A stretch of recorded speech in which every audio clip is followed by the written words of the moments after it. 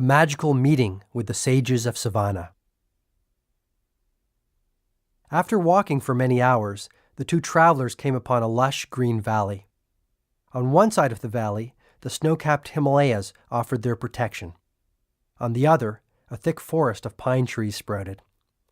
The sage looked at Julian and smiled gently. Welcome to the nirvana of Sivana.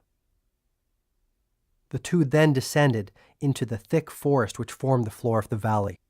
The smell of pine and sandalwood wafted through the cool, crisp mountain air. Julian, now barefoot to ease his aching feet, felt the damp moss under his toes. He was surprised to see the richly colored orchids and a host of other lovely flowers dancing among the trees. After walking for about 15 more minutes, the two men reached a clearing. Before him was a sight that even the worldly wise and rarely surprised Julian Mantle could never have imagined. A small village made solely out of what appeared to be roses.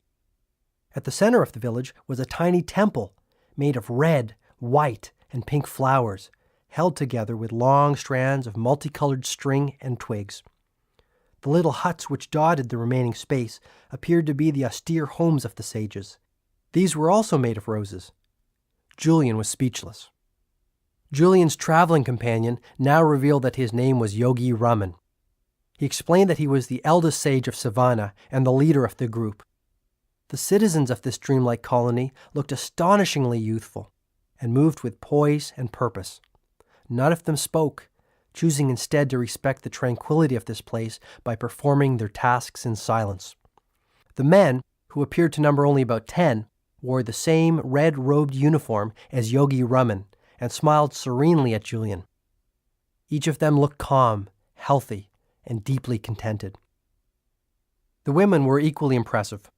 In their flowing pink silk saris and with white lotuses adorning their jet-black hair, they moved busily through the village with exceptional agility. With zen-like focus, some worked inside the temple, preparing for what appeared to be a festival. Others carried firewood and richly embroidered tapestries. All were engaged in productive activities.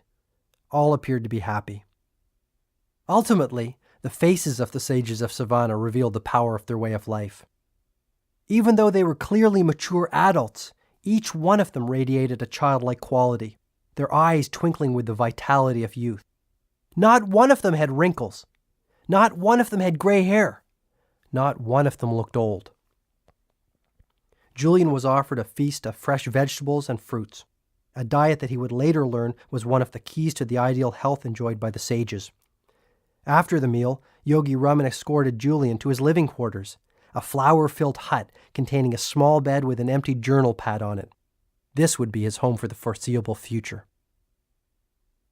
Though Julian had never seen anything like this magical world of Sivana, his intuition told him that he belonged here, if only for a short period. And so began Julian's life among the sages of Sivana, a life of simplicity, serenity, and harmony.